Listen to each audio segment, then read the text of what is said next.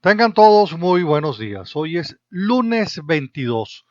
Como todos los días, le doy gracias a Dios porque me permite estar con todos ustedes. Nos permite tener esta conexión mágica y espiritual que tenemos todas las mañanas. De verdad que sí. A ustedes gracias siempre, siempre muchísimas gracias por el apoyo que le brindan al programa. Quiero comenzar este programa lamentando que se van acumulando la la cantidad de personas asesinadas en el marco de las protestas, lamentar que jueces todavía no dictan orden de aprehensión, por ejemplo, contra el joven que fue arrollado en Altamira. Es de verdad totalmente lamentable lo que está sucediendo. Es muy lamentable porque, como lo señalaba en el programa la semana pasada, diera la impresión que al final los ciudadanos que pedimos salidas constitucionales somos enemigos, estamos calificados como enemigos y de conformidad con ello, entonces somos enfrentados.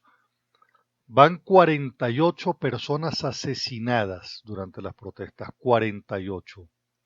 Y pido por favor que en nuestras oraciones sumemos nuestras oraciones de fe por el alma de estas 48 personas que han sido asesinadas en la mayor querencia, en el mayor deseo de que sus vidas no hayan sido en vano, vale decir, que el esfuerzo de su lucha tenga un resultado eh, para la nación en libertad y que sus nombres, por supuesto, responsabilidad que nos corresponde, que sus nombres nunca dejen pasar el recuerdo donde debemos tenerlos para señalar siempre que fueron los héroes y los mártires de este proceso. Bueno, quiero, quiero comenzar diciendo que el gran problema que tiene el chavismo hoy es que los números le cambiaron. Y cuando hablo del chavismo, quiero diferenciar el chavismo del madurismo. Porque fíjese este dato que le voy a presentar. Cuando Chávez murió en el 2013, la popularidad de Chávez estaba en el 65% y el respaldo al PSUV estaba en el 50%. Hoy, 2007, la realidad es otra. El 80% está en contra de Maduro y apenas el 19% considera esa gestión positiva. El 19%. Y el PSUV apenas está llegando al 20% de apoyo. Quiere decir entonces que al chavismo, a la revolución, se le cambiaron los números de forma radical. Vale decir, ya no tienen manera ni mecanismo de ganar ninguna elección, ni siquiera de consejo comunal, y es ahí donde está el principal problema que no han querido reconocer. Es el hecho de que en un proceso de referéndum revocatorio, obviamente iba a salir revocado Nicolás Maduro. Es el hecho de que en las elecciones de gobernadores que se debieron haber celebrado en diciembre iban a perder la mayoría de las gobernaciones, y por supuesto ese es el gran problema que no tienen cómo ganar una elección. De ahí entonces surge esa jugada de la constituyente, una jugada de la constituyente para darse un espacio de tiempo más, dividir el tema de la soberanía popular, divido la soberanía popular, creo unas corporaciones, vulnero el principio de la soberanía para poderme dar la posibilidad de gobernar una constituyente para que declare el Estado comunal, que todos sabemos que es el Estado comunista, razón fundamental de la tragedia por la que está atravesando Venezuela. Porque ya lo de nosotros, quiero que sepan, no es una crisis, lo de nosotros es una tragedia. Lo que Venezuela vive es una tragedia. Ahora bien, este artificio de una Asamblea Nacional Constituyente tiene en la población un 80% de rechazo consolidado.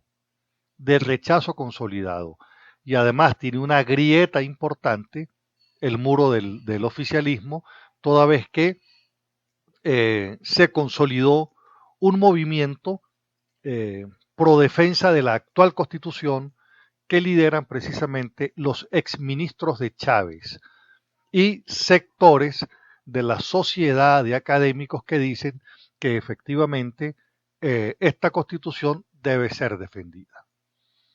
Yo no voy a entrar en detalles porque yo nunca consideré que esta constitución fuese la mejor del mundo, pero en el momento actual, el hecho de que un sector del chavismo, liderado por exministros de Chávez, donde está el exministro Felipe Pérez Maratí, donde están los exministros Héctor Navarro, Analisa Osorio, pare de contar otra importante cantidad de gente que está allí, la gente de Marea Socialista y otro cuerpo de personalidades que han dicho, mire, frente a lo que se pretende es preferible quedarnos con lo que tenemos.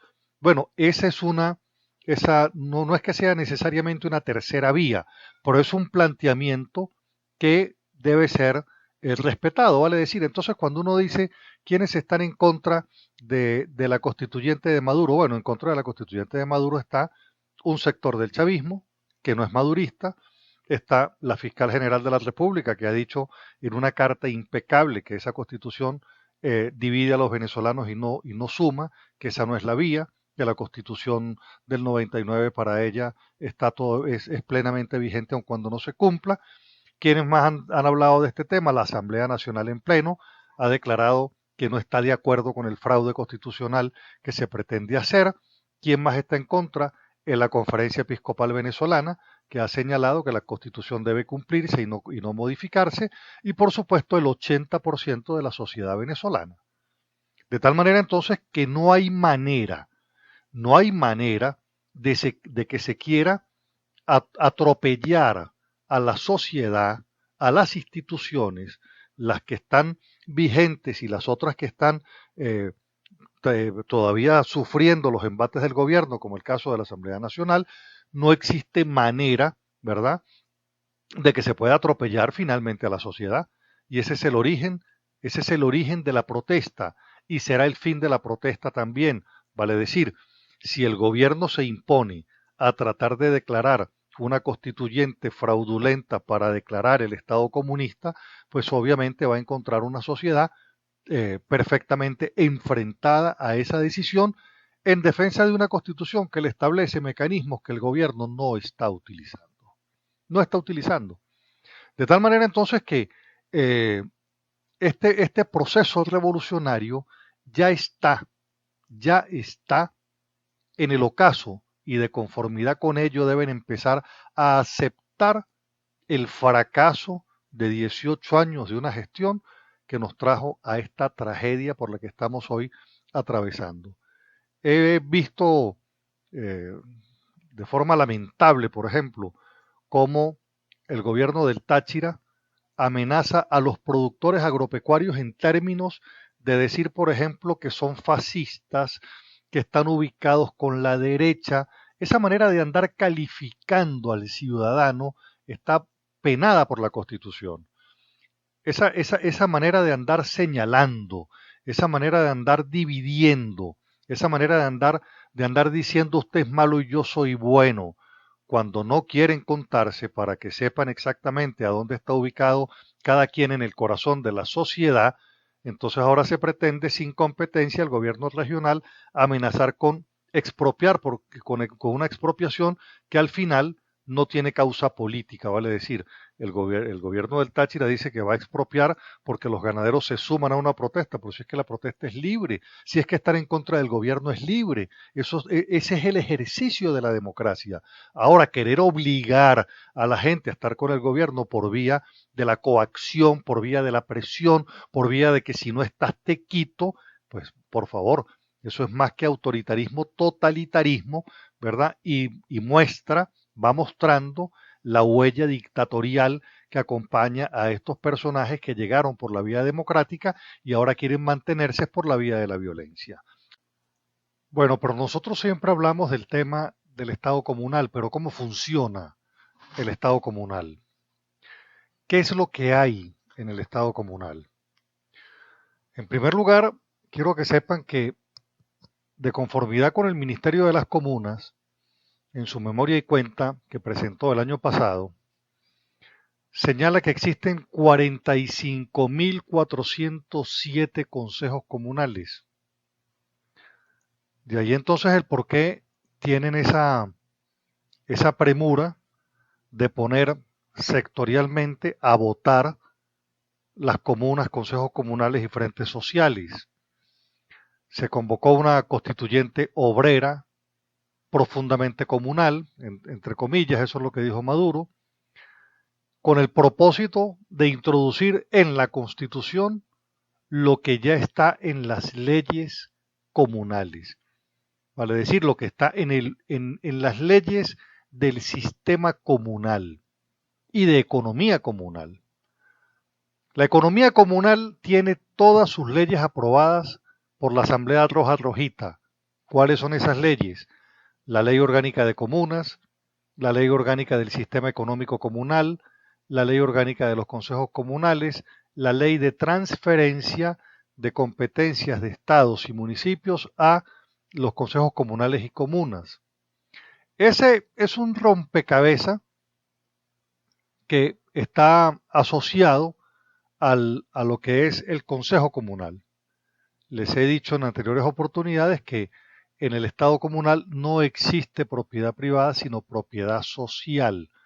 Las empresas no tienen derecho, las personas que están en las empresas no tienen derecho a participar sobre su patrimonio. Estamos hablando entonces de que el excedente de una empresa comunal va a la reinversión social en beneficio de la colectividad, entre comillas, pero hemos visto cómo todas las empresas estatizadas, todas fracasaron, todas dejaron de producir. Estamos entonces en presencia de un entramado judicial, legal, que ya está legislado. Por eso es que una asamblea constituyente fraudulenta como la pretenden hacer duraría un mes, porque todo lo tienen ya escrito. Esto tiene por demás un mecanismo asambleario, las asambleas populares de participación popular, referendos de participación popular, para definir todo lo que tiene que ver con los temas locales, pero nunca con temas nacionales, ni regionales, ni municipales, sino estrictamente locales, porque el ámbito conocido por Estado y municipios va a desaparecer si llega a declararse el Estado como Estado comunal. Estamos entonces en presencia de sociedades, por ejemplo, mercantiles o compañías de comercio que serían liquidadas, no podrían participar ni mantenerse en manos de nadie privado, pasarían a ser propiedad social. Vale decir, usted tiene una bodega, usted tiene una venta de muebles, usted tiene una colchonería, usted tiene lo que tenga, usted tiene una venta de pasteles, eso es una sociedad mercantil, una compañía de comercio. Si no es liquidada, sus bienes pasan a formar parte de la propiedad social de esa comuna. Entonces, ya todo lo que es el tránsito de liquidación de alcaldías y gobernaciones está escrito. Incluso la ley de transferencias comunales ha definido cómo es todo el proceso de transferencia de competencias de gobernaciones y municipios a estas empresas, por ejemplo, empresas comunales y todo lo que tiene que ver con las competencias en gestión de la gobernación a la comunidad y de las alcaldías a estas gestiones de los consejos comunales. Las competencias a transferir, pues todas, simplemente todas, de forma progresiva, desde mantenimiento de atención primaria de salud, centros educativos, instalaciones deportivas, culturales, administración de programas, áreas industriales, recolección de desechos sólidos, construcción de obras, administración de servicios, prestación de servicios, de servicios incluso financieros, de la producción, de distribución de alimentos, y con esto le voy diciendo que todo queda en manos de una cosa que se llama propiedad social, que en la práctica es dirigido por el Estado, porque todos estos consejos comunales y todas estas comunas, pues son simplemente de los maduristas. Ahí no hay elección universal, porque todo el que esté en contra del modelo socialista, pues simplemente está actuando de forma ilegal. Sin lugar a dudas, esto nosotros lo denunciamos en su tiempo, es parte de un centralismo exacerbado, resta competencias a todo lo que tiene que ver con las competencias regionales, insisto, con las competencias municipales. Todo esto está por demás definido en esto que se denominó el Plan de la Patria. Ese Plan de la Patria ya fue encaminando toda la administración a estos mecanismos, vale decir, estamos en un proceso, en un tránsito que se ha construido legalmente, pero que el Plan de la Patria le fue desarrollando un camino, fue viabilizando el tema de comunas, que no es otra cosa que el comunismo del siglo XXI. De eso no tenga usted la menor duda. Este es el comunismo del siglo XXI, el Estado comunal, porque se pierde la propiedad privada. Al perderse la propiedad privada, pues es obvio que llegamos al Estado comunista. Ahora bien, el gobierno aspira que, por ejemplo, en sus planes tiene que para el 2019 el 70% de la población venezolana esté organizada en consejos comunales, pero como nosotros hemos visto, estos consejos comunales son de participación exclusiva de los que están en el proceso revolucionario. De esta cantidad de las 45.407 consejos comunales que ellos dicen tener registrados, ahí se agrupa solamente el 15% de la participación. Y es de donde entonces se infiere, y lo vengo sosteniendo en todas las asambleas de ciudadanos, que ese 15% de población agrupado en 45.407 consejos comunales aspiran desde ahí elegir la mitad de la Asamblea Nacional Constituyente, porque es donde está el espacio del ámbito territorial. Ese ámbito territorial de 45.407 consejos comunales son agrupados el 15% para escoger la mitad de 500, que serían 250 constituyentistas. De esa manera entonces se adueñan desde un 15%, siendo minoría, de la mitad de la Asamblea Nacional. Y la otra parte, para terminar de garantizarse una mayoría absoluta, la sacan de los 20 sectores en los distintos frentes sociales. Entonces, tiene usted aquí un análisis de lo que es, de forma resumida, el tema del Estado comunal. Por demás, es importante destacar lo siguiente. Este año, el gobierno ha indicado que existen 300 comunas. Fíjese que hablamos primero de Consejo Comunal, ahora vamos a hablar, el gobierno dice que tiene 300 comunas. 300 comunas, eso lo dijo cuando habló del plan Siembra Comunal, que iban a recibir 90 millardos de bolívares por parte del Estado. Quiere decir que entonces tenemos otra cifra de lo que el gobierno ha manejado. 300 comunas que también son espacio territorial en ese proceso de determinación geográfica y electoral a los efectos de este proceso constituyente, que es por demás el epicentro nuevo de la confrontación y la crisis política actual. Todos estos problemas se resuelven con elecciones universales. Esta elección de esta fraudulenta Asamblea Constituyente es sectorial y territorial. Por eso entonces, definido así, con estos datos que le estoy presentando, es por lo que Maduro entonces dice que la comuna es la expresión de la democracia que desea impulsar en la constituyente. Obvio, es lo que tiene ya en la ley, es lo que tienen ya armado, ¿verdad? Y está diciendo que ese poderoso poder comunal es el poder popular y que debe tener rango constitucional, y que precisamente por ello no existe razón ética o política para que las comunas no tengan una representación constituyente de forma directa. Esa es la explicación de cómo aspiran, siendo una minoría, ponerle el pie a la mayoría, declarar el Estado comunal, que no es otra cosa que el comunismo del siglo XXI. Bueno, todo apunta a que esta semana va a ser una semana decisiva en la lucha política. Esta semana el gobierno amenaza con expropiar fincas. Creo que aquí se ha venido conjugando un conjunto de delitos también en el ejercicio de la función pública, como el de abuso de autoridad.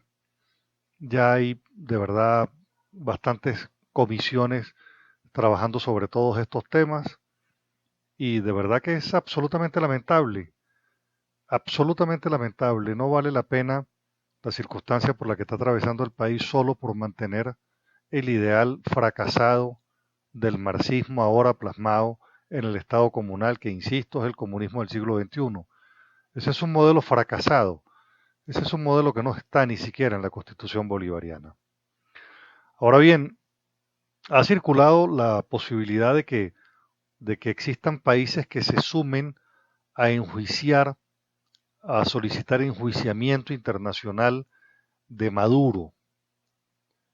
Y eso es perfectamente posible, porque cuando se habla de la justicia y hay delitos que no son que trascienden el marco de Venezuela, por ejemplo, los delitos que se han cometido contra los colombianos en ejercicio de una decisión de deportación, violentando todos los convenios de carácter internacional, puede ser perfectamente solicitado un enjuiciamiento desde Colombia a la Corte Penal Internacional sobre Nicolás Maduro. Es así como sucedió exactamente con Pinochet. Y entonces, cuando empieza un proceso de revisión de cómo están las situaciones en materia de delitos internacionales, pues perfectamente esto puede ir fluyendo en ese mecanismo, sin dejar de contar que efectivamente sobre Maduro recaen ya denuncias en la Corte Penal Internacional. Por ejemplo, la denuncia del diputado Walter Márquez, por ejemplo, en contra de Nicolás Maduro, tiene dos denuncias de parte del diputado Walter Márquez. Por cierto, y debo decirlo porque es meritorio reconocer de todas las denuncias que se han introducido contra Maduro por delitos en la Corte Penal Internacional, los expertos han señalado que la mejor denuncia que se ha presentado es la que ha formulado Walter Márquez. De tal manera que quiero hacer ese reconocimiento de ser la mejor fundamentada, la mejor estructurada, la mejor presentada. Y lo dicen los expertos, no lo está diciendo Carlos Casanova. Yo recojo expresiones de expertos como el caso de Diego Arria.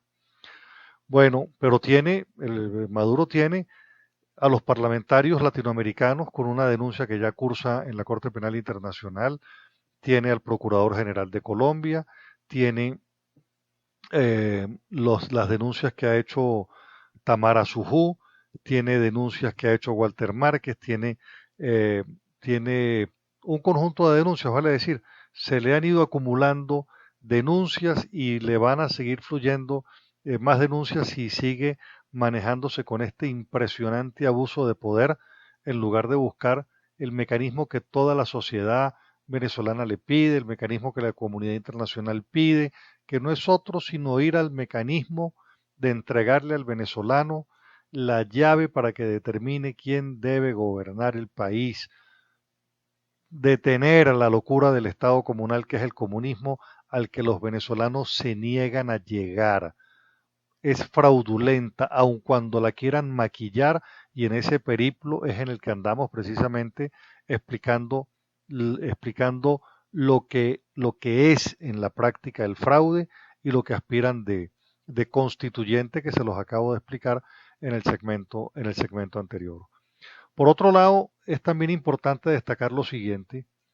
Yo era jefe de la fracción parlamentaria en la Asamblea Nacional del Bloque Socialdemócrata en la oportunidad del conflicto del 2002. Siendo jefe de la fracción parlamentaria, fui consultado para opinar si era conveniente o no el paro del comercio, el paro nacional. Y yo, que conozco el signo ideológico de este gobierno, dije que no, porque cuando se para, se tranca, quiebra el sector privado, que es a donde el gobierno quiere llegar.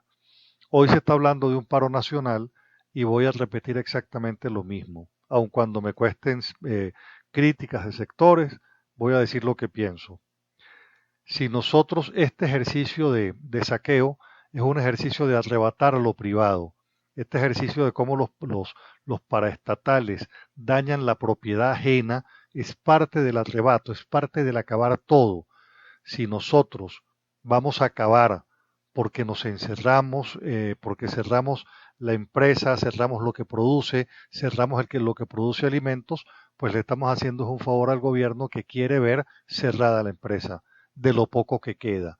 De tal manera que tenemos un país prácticamente paralizado, un país que en la práctica no está produciendo nada.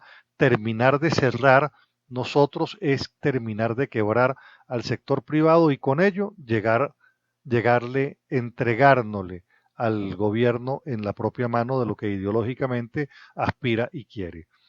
Yo considero que hay mecanismos de lucha que pasan por acciones de gran escala, que no necesariamente pasa por parar lo que ya en la práctica está parado. Si el 70% de la industria ya cerró y solamente queda el 35% del comercio, cerrarlo es precisamente llegar a los brazos del gobierno. Lo digo cordialmente, sin ánimo de crítica, sino para recordar que desde el 2002, cuando iniciamos este mismo proceso, lo que hicimos fue garantizarle al gobierno que mucha gente del sector privado quebrara y le abordamos al gobierno el trabajo de expropiar, de confiscar, que es exactamente el caso de lo que no deberíamos hacer ahora y es exactamente lo que anda haciendo los grupos paraestatales, arrasando, acabando, haciendo que la gente quiebre por fuerza de estos asaltos. Bueno, llegamos a la parte final del programa, espero les haya gustado. Mi teléfono es el de siempre, 0424-724-4318. Sígame por favor en Twitter, @Carlos Casanoval, en Facebook, Carlos Casanova. Este programa lo consigue también aquí mismo en Facebook. Y por demás decirle que estaremos sumados a toda la convocatoria que se haga en la oposición. En estos momentos, aun cuando nos equivoquemos, hay que seguir las directrices de lo que se esté planteando. Bueno, Dios los bendiga a todos. Que la preciosa sangre de Cristo nos cubra y nos proteja de forma permanente, nos selle. Regáleme usted a mí también su bendición. Nos encontramos con el inmenso favor mañana. Los quiero mucho. Muchas gracias.